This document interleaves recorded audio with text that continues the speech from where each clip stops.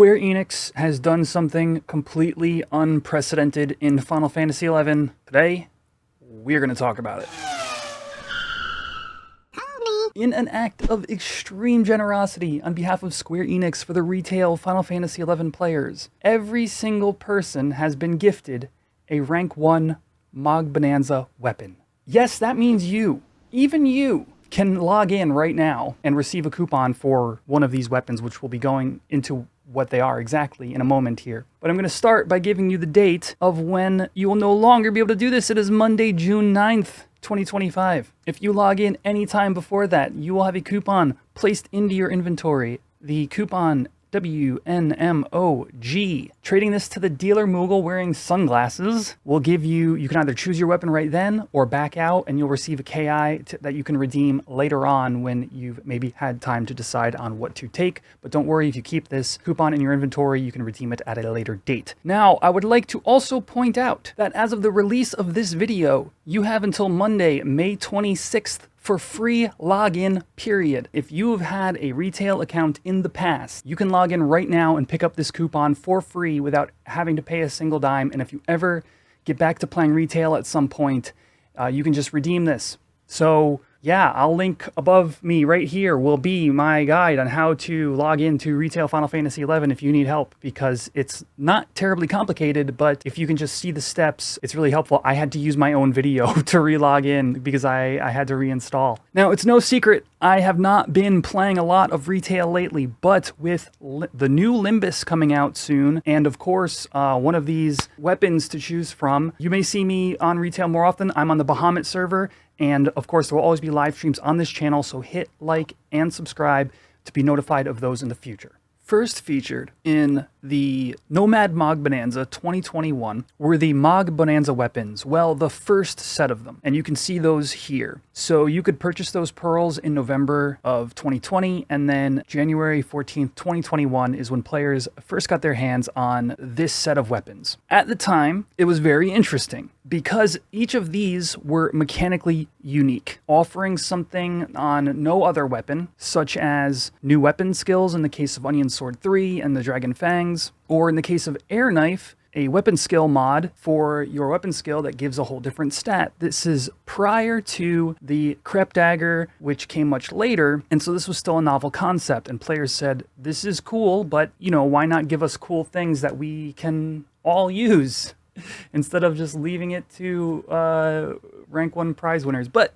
in the spirit of rank 1 Mog Bonanza, you know, giving you, the most powerful things in the game, it sort of made sense. Moving on to the early spring, which was the very next Mog Bonanza. Pearls were purchasable in February of 2021, and the collection period was April of 2021. We got the second set of these weapons. At this time, people were theory crafting, people were looking at these going, I wish I could have one of these one day, and it looked like these were going to continue to be locked behind Mog Bonanza, with the next Mog Bonanza after this, the 19th anniversary Mog Bonanza, purchasable in May of 2021, redeemable in July of 2021. You could now pick from any of those weapons, and that is how it remained until just this past week. Now, in today's video, I am going to be going over a good chunk of these weapons, not necessarily all of them one by one, and we're going to look at them in like categories that I've kind of set up. Of course, this is the first time these weapons have ever been in the player's hands in mass. Prior to this, there are a couple that really shine, which we'll talk about. However, it was very few people who had both the resources, knowledge, and won the rank 1 prize to redeem these, who could really give the community the kind of information on what how good some of these weapons are. Mind you, this is not a tier list. However, I will be talking about the weapons that the player base knows are strong at first in the Game Changers section. Then we'll move on to strong options that you could choose. Then we'll go on to some things that may just be good if you're a newbie wanting to get into the game. And then lastly is going to be a category of what I call passion project weapons. If you're just really love a certain job that isn't listed on some of these other things, then you may pick that weapon just because you have everything else and it's your favorite job to play. I will say right off the bat that nothing here is like some kind of necessary pick. The community is pretty much set on these are toys. Everything has been cleared in the game already aside from some master trials. And and even, for example, the August Master Trial has an extremely low clear rate, and there's likely nothing here that's going to possibly, you know, get players to clear things that already haven't been cleared. There may be a slight meta aspect to some of them in the Game Changers section, but overall, literally just pick what you think is going to be fun for you. These are essentially toys, even though the mechanically unique aspect to them is dubious to be put in a rank 1 prize slot, but with them all being given out, sort of that is changing. And anyway, let's get into what some of these weapons are, what they do, and you know, maybe help inform some people to make their own pick. All right, first off, we have the Yagyu Darkblade. Now, this weapon had a whole video made about it by Ruomoko. Definitely check out that video. If I can link a second card up here, I will. But essentially, this weapon does a particular thing, and that is spreads your shadows from a ninja over to your other party members or trusts, and which is kind of cool. There might be some benefit to that. But the main thing this weapon does is generates enmity based on the number of targets hit. Very similar to Aliment on Rune or Rampart on Paladin. What happens is for each target hit, you're gaining a chunk of enmity, both CE and VE. And so this weapon is in the Game Changers list because essentially it's doing something no other weapon really does. No, well, it's definitely doing something no other weapon does, but it's actually adding a whole new enmity tool to Ninja's kit, enabling them to tank in ways they couldn't before. Very strong, very interesting, very cool weapon. The Diamond Aspis. So this shield is extremely unique, as a matter of fact. Not just kind of unique, and it's what puts it in the Game Changers list as something you may want to choose, especially for Paladin. So it extends the duration of standard abilities used on self by 25%. The aforementioned Rampart, for example, a very strong JA to be using on Paladin, and you're going to get an extra X amount of seconds of duration on yourself simply by having the shield equipped during JA activation. All right, listen. It's on Warrior, White Mage, Red Mage, Thief, Paladin, Beast. This shield's nuts. Look, it's really good if you're a tank. Simply macroing this in, assuming you're not needing TP for something, which is usually the case in Modern 11, you just macro this in on your myriad of job abilities you would be using on Paladin that are all very strong and defensive, and you're going to get a big benefit out of it. Hands down, if you are the main Paladin in some of your, you know, segment farm groups or Odyssey, Jail, Prog, or fights in general, this is going to be very good for you, and you kind of can't go wrong picking this, in particularly that case of like you're a main Paladin in Modern 11. I do want to talk about the last bit of info on this before I talk about what other jobs this is cool for. Increases skill chain duration. It appears as though this adds 10 seconds to the window for you personally of any skill chain continuation, meaning you have an abnormally long amount of time to skill chain with the previous chain or weapon skill. This shield single-handedly allows you to many-step weapon skills with some of the jobs that are on it, or infinitely chain. For example, the one in Omen, you have that one objective that's like get a skill chain of 8 or whatever it is. You will be able to solo do that, probably without even haste, given that skill chain duration. Because it's really that once you get to whatever step it is, like 4th or whatever, where you have like 3 seconds to continue a skill chain, is now 10, is just an absurd amount of time. So it's a very cool thing. But I do want to point out lastly, the Red Mage getting an extra 15 seconds of Saboteur is very potent for the fights where you'd want Saboteur. And again, simply a macro piece. Warrior has a very interesting aspect here. You can do, obviously, longer Warcry. Everybody knows how strong Warcry is. By the way, that 25% extends on the total duration of your job ability, not the base duration. So if you have equipment that already extends the usage of some of these JAs, it's going to go on top of that. So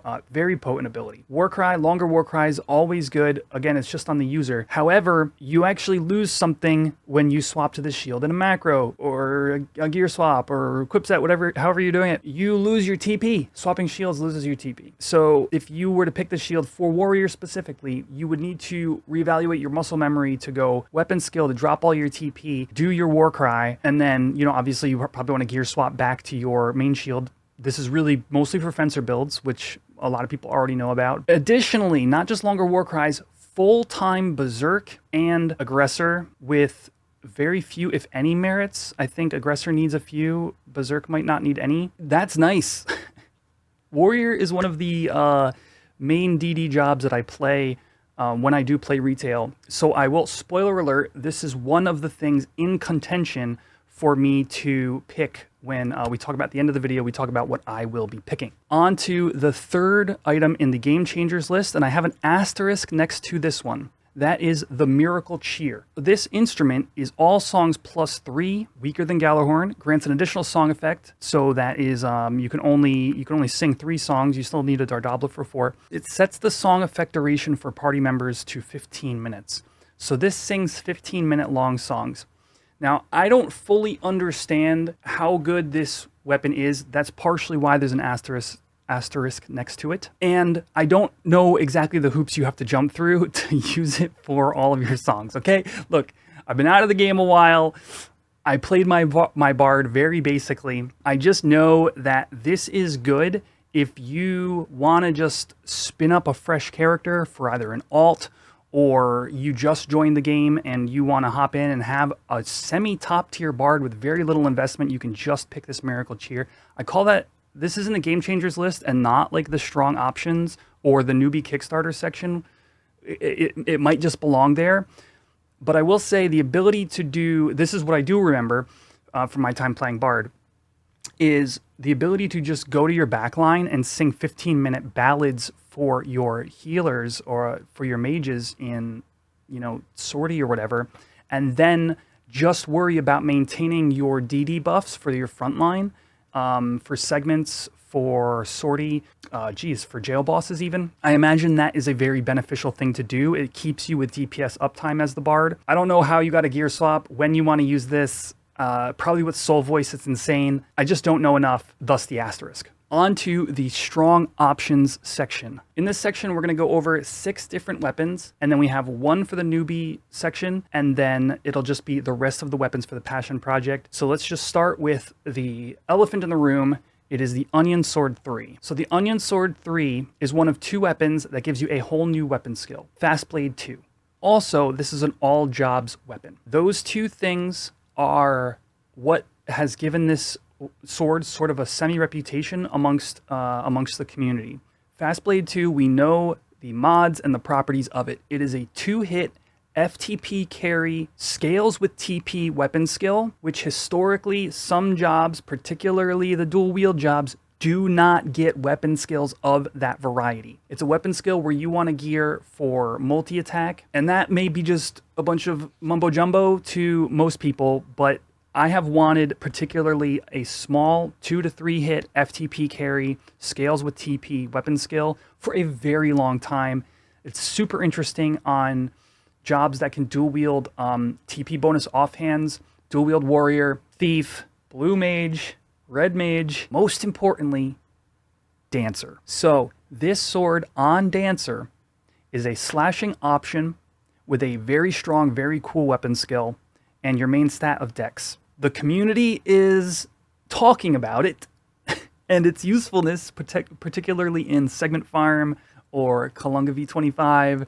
You know, nobody's decided on anything yet, but if dancer having a slashing option is interesting to you, like it is to me, you may consider getting the Onion Sword 3. This was for a while, this was my sort of dream item for dancer. It would really, I really think this item would round out dancer's kit really well. But actually that leads me to an important point also. Since you do not have to select your weapon right away, you can wait. Let the community figure out what is quote unquote best. If you don't have one in particular that you're like, that sounds fun to me, I want to get it, let the community figure things out. A meta will evolve and maybe you just pick something meta and move on.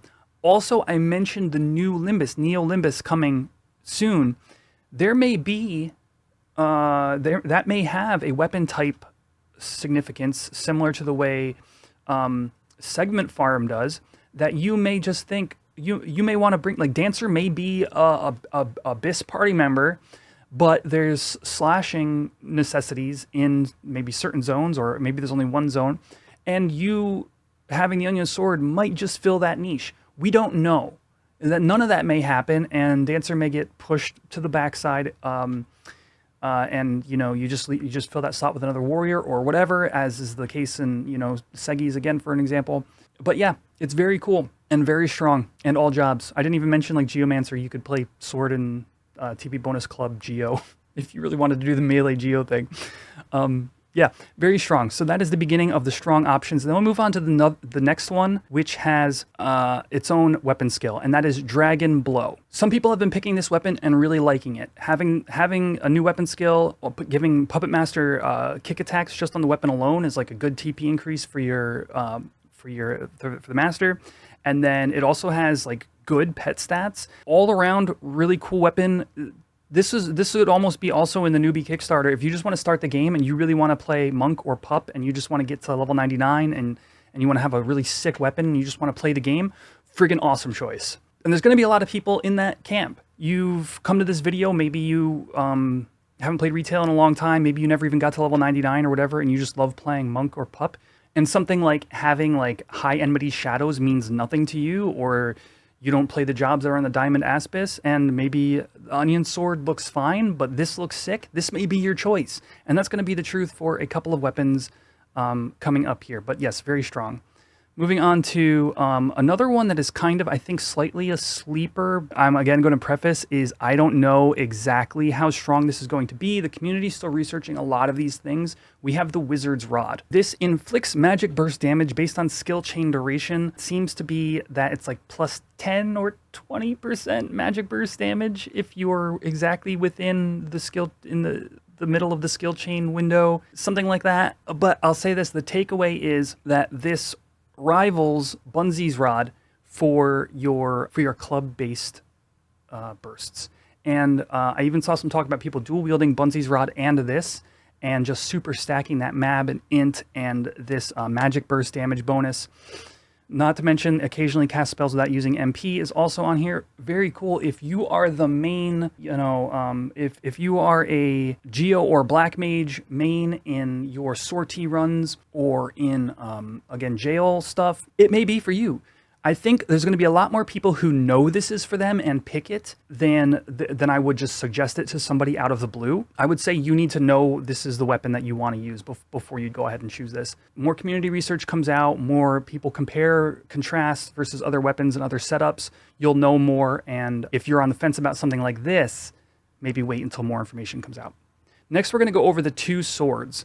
It's the Ice Brand and the Flame Tongue. These were the other weapons that have that weapon skill mod I was referring to earlier. They have its weapon skill int plus 10 and weapon skill strength plus 10 on the Ice Brand and Flame Tongue respectively. The reason I bring these up as strong options is because, actually, you know what? Let's just include the Air Knife in this as well. What makes these strong options is they are very strong contenders for your offhand in a variety of circumstances. Now, a lot of jobs that are dual wielding anyway are going to be using TP bonus in their offhand. However, there are times in general where maybe you don't meet gear requirements.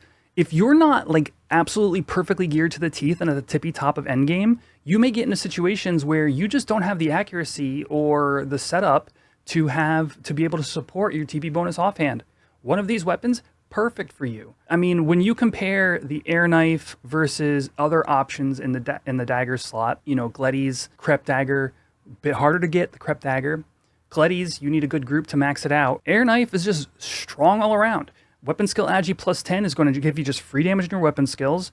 It comes with its own Agi plus 30. It's got 150 delay, meaning it's going to be nice and fast, and every hit does wind damage. Air Knife, Flame Tongue, and Ice Brand all have additional effective damage, scales off that base stat. So in the example of Ice Brand, it's int. So you do, if you have 400 int in your TP set, you do something like 400 damage per hit, end spell hit, or end spell damage, quote unquote, just white damage right then and there, magical damage. So they're very cool. They all offer accuracy. They all have the Rima level skill values for the respective weapon type, sword or dagger. They all offer brand new mods to your weapon skills, boosting them, and they all also absorb elemental damage, which is moderately useful. Ice Brand, because of its Mab, because of its Mac, potentially best in slot offhand for Blue Mage, who has a high sword skill as is, for nuking. I don't know if the sword skill factors into any spells any Blue Mage is using or not, but either way, a very strong option if blue is your main. You may want just a really sweet friggin' sword,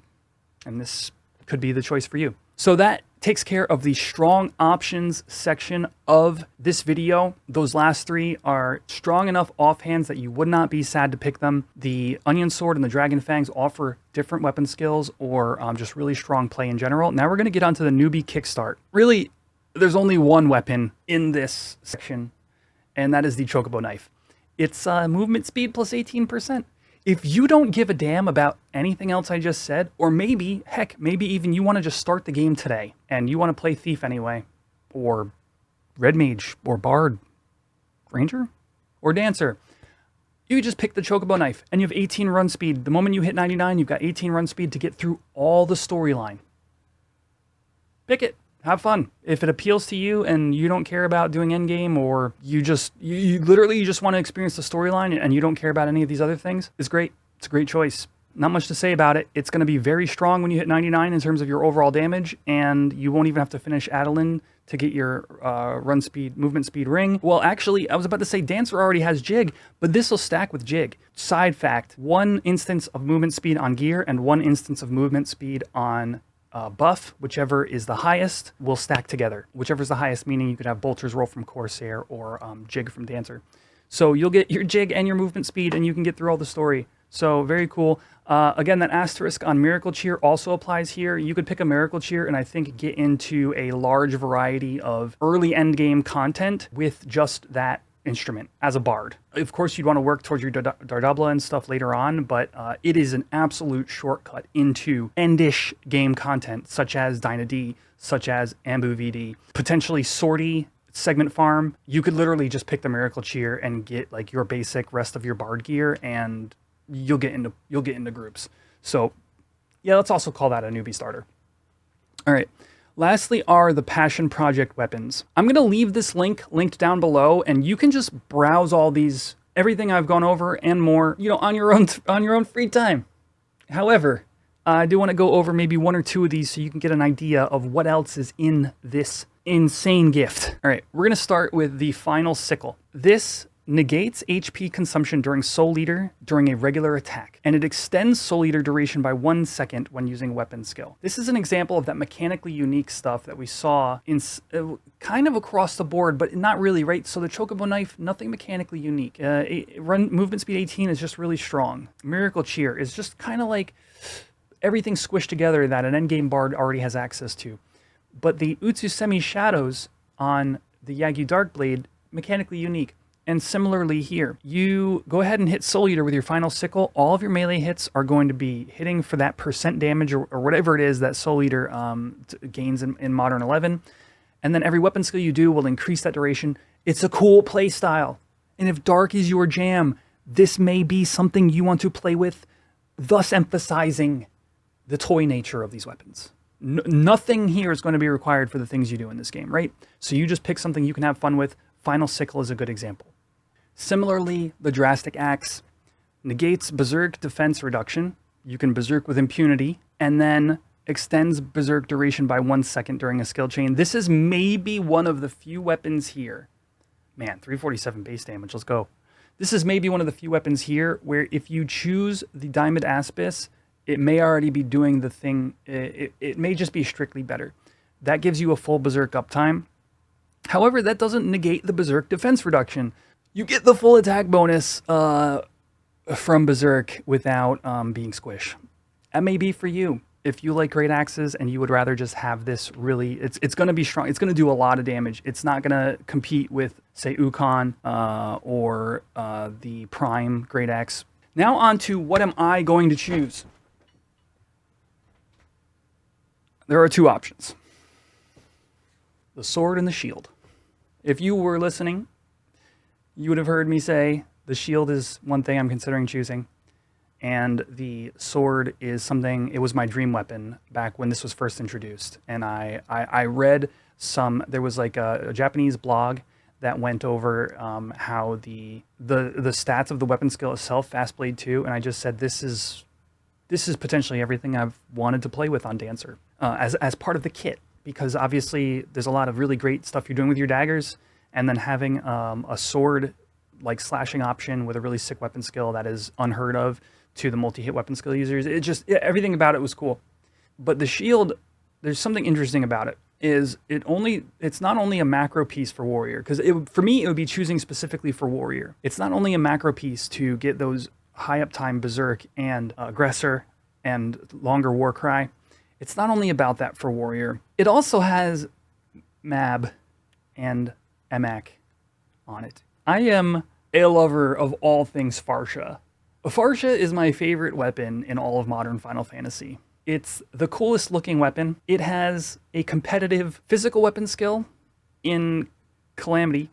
It has a competitive magic damage weapon skill in Cloud Splitter. And it has a competitive ranged weapon skill in Mistral Axe. Now I know it's not actually ranged damage, but the fact that you can huck it at range is one of the most satisfying things I enjoy doing on my warrior. And it's very difficult to find. Well, you just don't have a good Mab shield, Mab, and the Emek. If you're doing a Cloud Splitter, look, I know nobody out here is using warrior with their and putting high parses up with Cloud Splitter, but it's my favorite thing on warrior. It's my favorite looking weapon, and the shield would make it very good and give me those other bonuses we talked about. So it's between the shield and the onion sword. Dancer is my favorite job. So what we're currently at, and my decision is choosing between something that helps my favorite weapon and something that helps my favorite job. And I have not decided yet. Comment down below. What are you picking? What do you think I should pick? Yeah, this is really cool and should at least partially bring me back. I do want to see Limbus. So that's everything I wanted to give you guys early on. You have until the 9th of June to pick up your coupon. You have until Monday in order to do the free login. After that, you'd have to pay to resub your character. So if you're watching this later than any of those dates, at least you got filled in a little bit on what these weapons are and what the deal is. That's it for me. I'll see y'all in the next video. Peace out.